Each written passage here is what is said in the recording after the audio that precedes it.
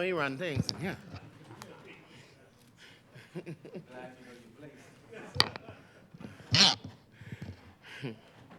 Honorable members, at the break, we were debating the Antiquities Museum and Monuments bill. I presume we are now ready. The chair recognizes the honorable member for East Grand Bahama. Thank you very much, Madam Speaker. Madam Speaker, it is again a privilege for me to stand in this honorable place and to represent the good and special people of the East Grand Bahama constituency. Madam Speaker, before I get into the substantive presentation, and I suppose it is connected to the presentation as well. I want to just mention the central bank's report, annual report that recently came out. I know that it was as far as I understood, it was a plan to have the old or the existing central bank building once they move into their new location, or once they moved into their new location, that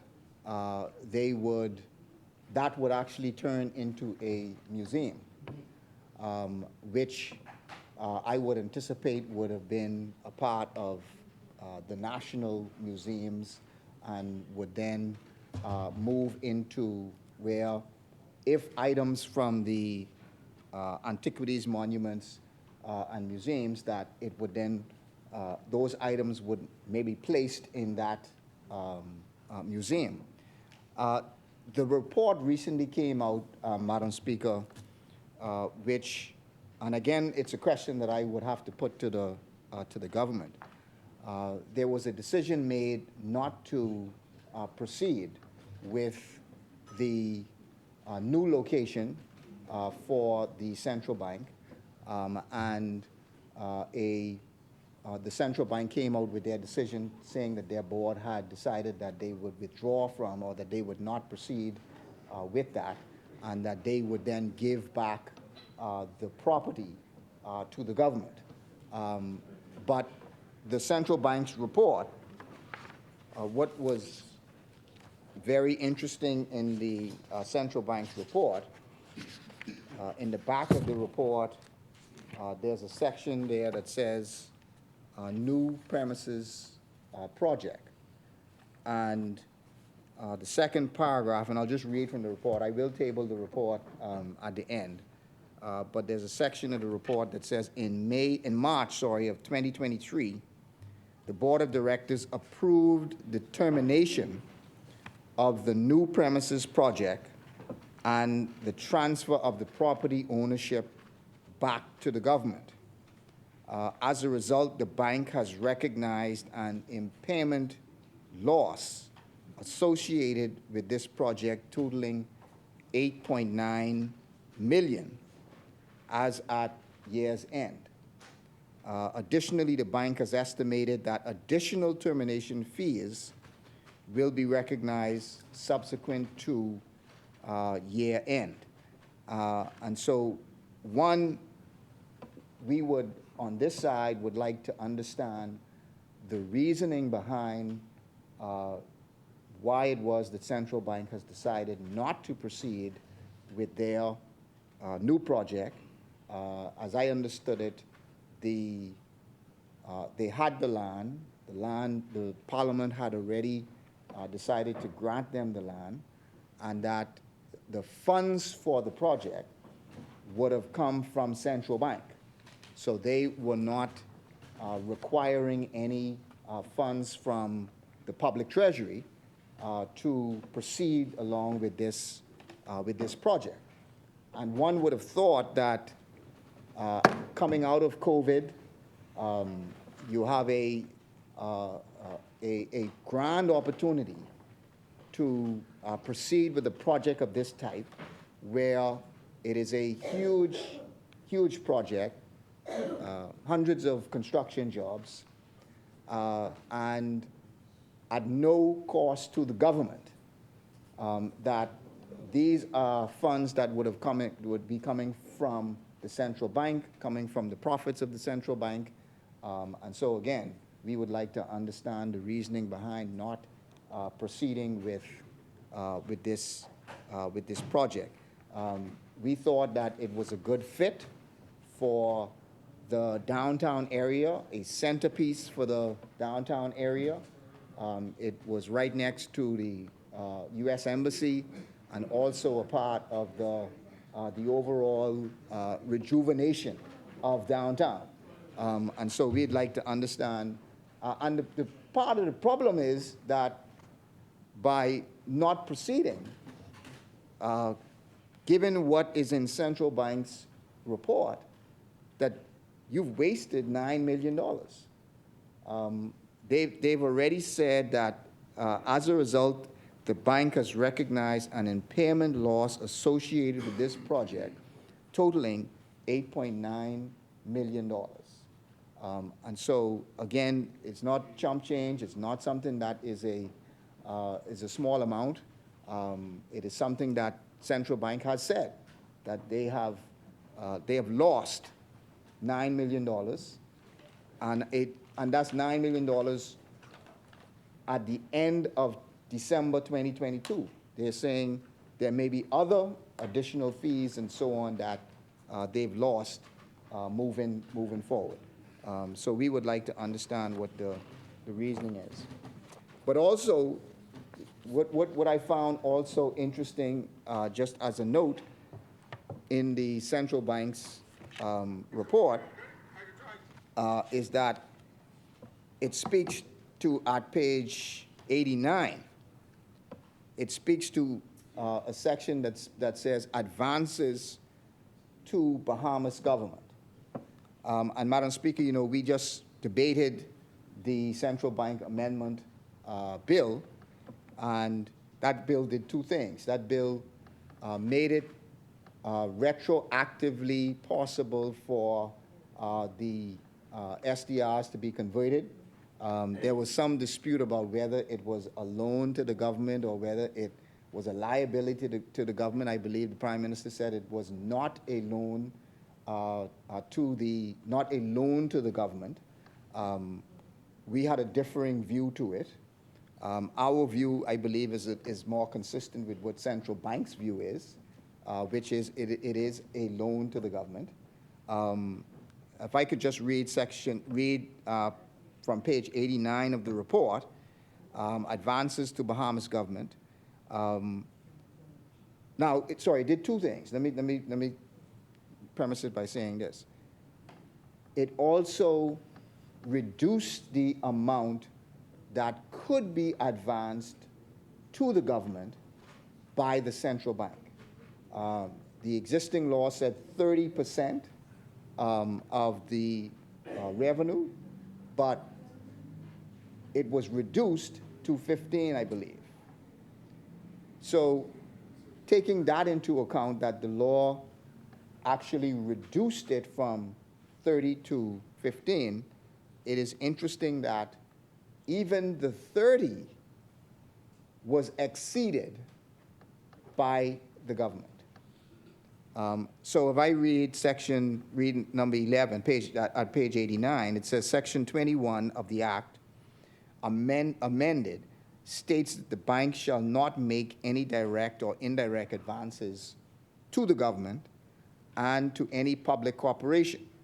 However, per Section 21, sub 4 of the Act, amended, the bank may provide temporary loans to the government where the amounts of the loans, which may be outstanding at any one time, taken together with the treasury bills or security issues or guarantees by the government or public corporations, shall not exceed in aggregate 30% of the average ordinary revenue of the government, or 30% of the estimated ordinary revenue of the government, whichever is less.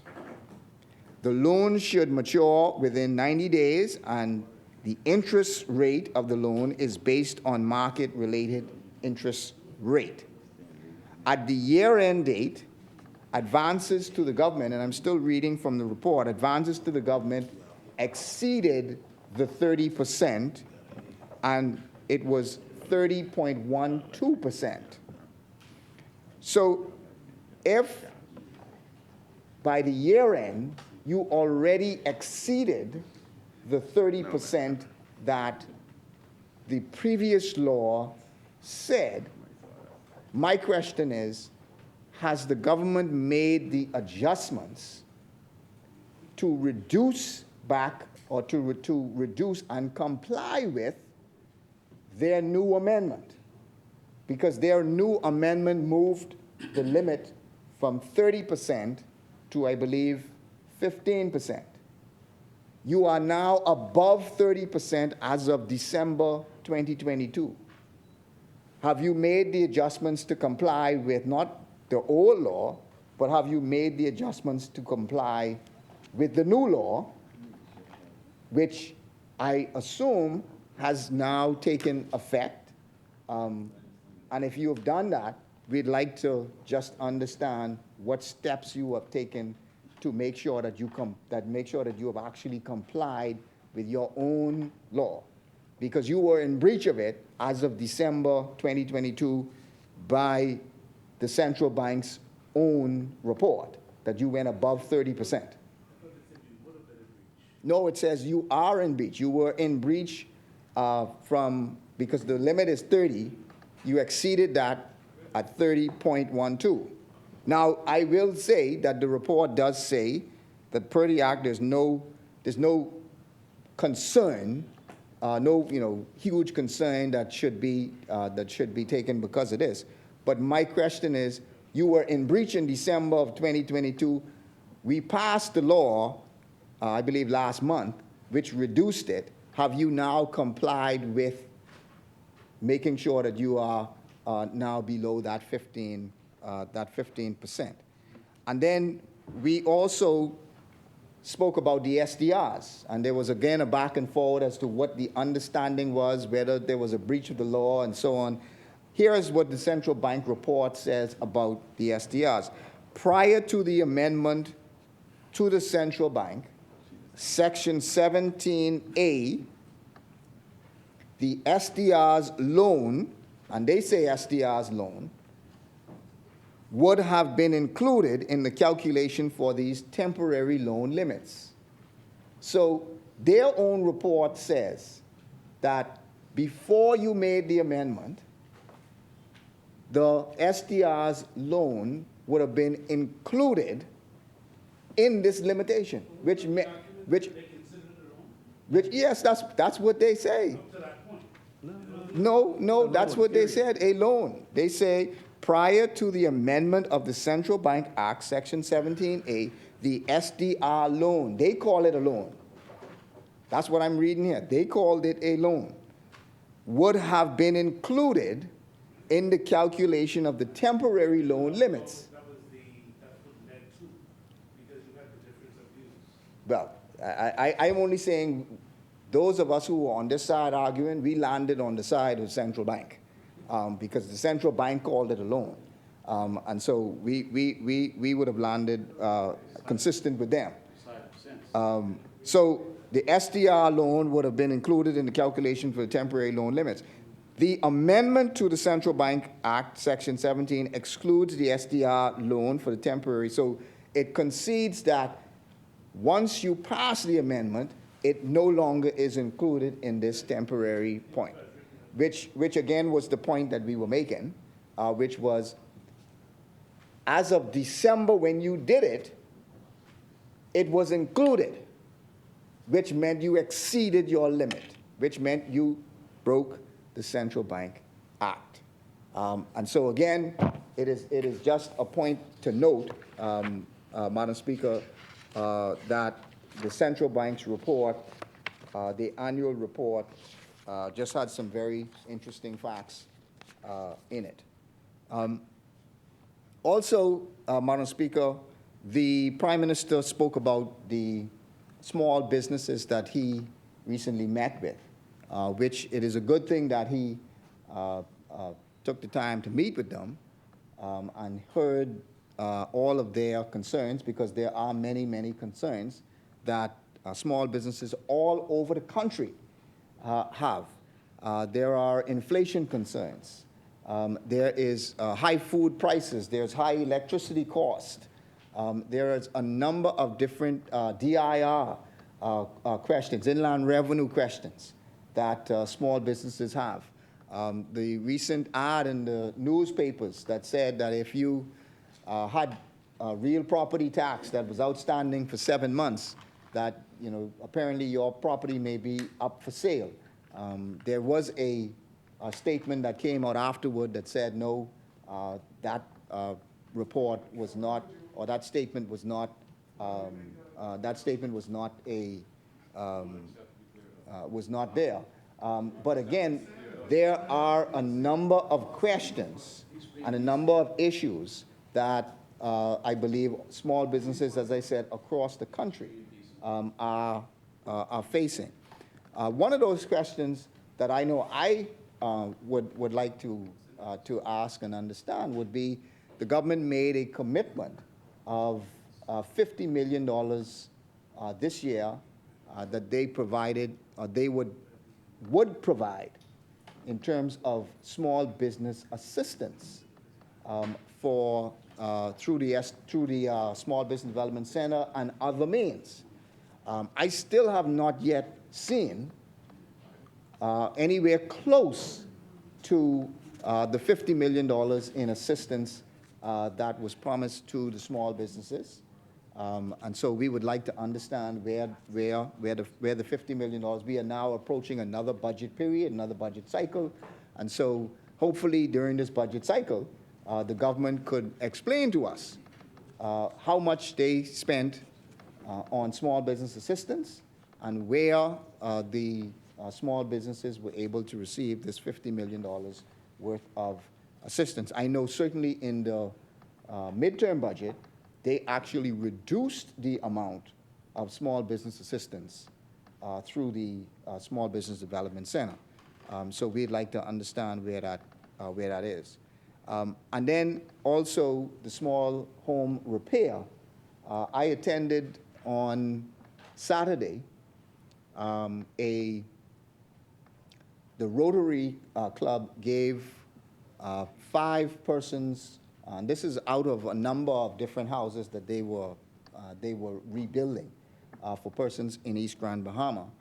But 5 out of the, I believe, 20 plus houses that they rebuilt for persons in East Grand Bahama, they gave away 5 of those on Saturday.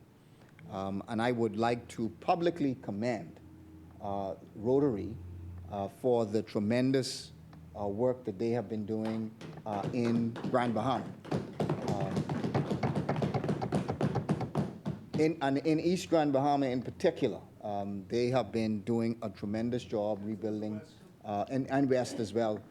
They've been doing a tremendous job in rebuilding houses. And so, but it was a reminder, it was an unfortunate reminder that the DRA, we are still waiting to see the assistance from the DRA. The DRA committed that they would not just repair houses, but that they would also be rebuilding houses in East Grand Bahama. And so, and there are to the tune of 400 plus houses that needed to be repaired, and I can't give the number of those that actually needed to be rebuilt, but there was a significant number that also needed to be rebuilt.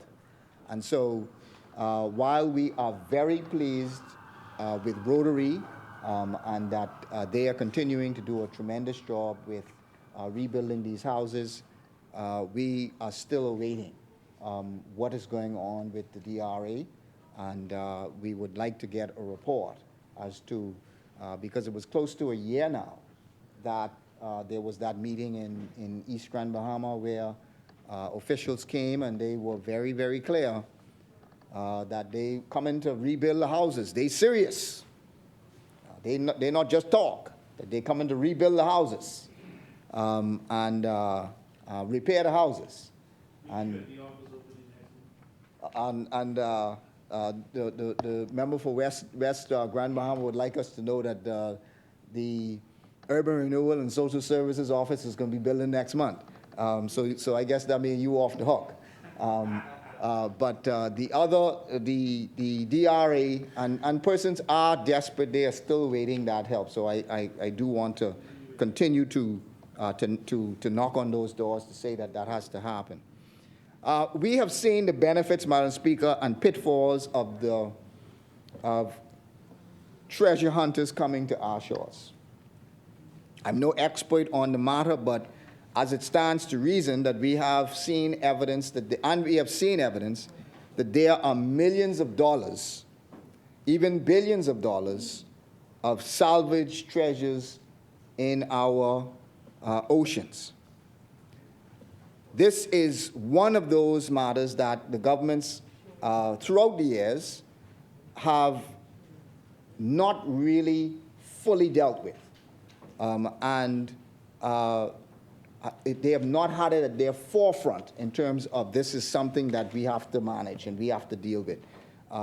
But it is still something. Successive governments, both governments have not really had it in its forefront to say we have to deal with this. But it is something that I believe is an extremely important matter that does deserve some attention. It deserves attention for a number of different reasons. One is the historical value that all of these sunken ships have. We see in these sunken vessels tell us about our own history. In some cases, it may even shape or reshape history. These ships tell a story of the times that they were living in. Very simple things like forks and spoons and cups tell a story. Those persons whose lives were lost also tell a story. Where were they going? Why were they going there? What was the vessel carrying? All of these are important and relevant questions to the times that they were living in. It would also not make sense to give a license if we lose the value of telling these important stories. You know, when you think about these ships, you most often just think about the treasure in these ships. But these ships also tell a complete story about the lives of those persons who were living there. And it may also tell us about something about ourselves as well. It is important to tell the stories of those persons who traveled on these vessels as well. It is important for the educational value that these ships have.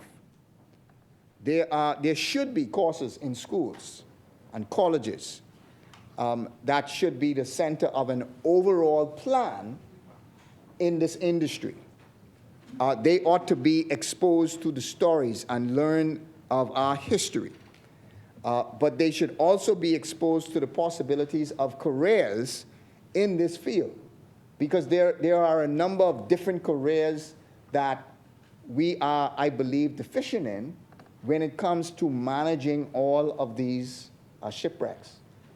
There's historians, there's the salvage experts, there's the divers, there's the lab techs. All of these persons have different roles to play that I don't believe we have sufficient Bahamians involved in these things, and we must ensure that we do a better job of educating Bahamians to be leaders in this industry. This is also very important to our tourism product. We need to map out these sites, and also there's a possibility of having these different sites as dive sites to where persons can come and have different experiences. Now there's also the treasure.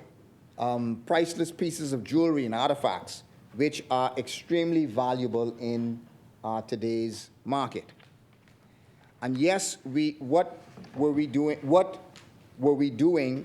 here what we are doing here is important to increase the share that the government is able to keep on behalf of the people.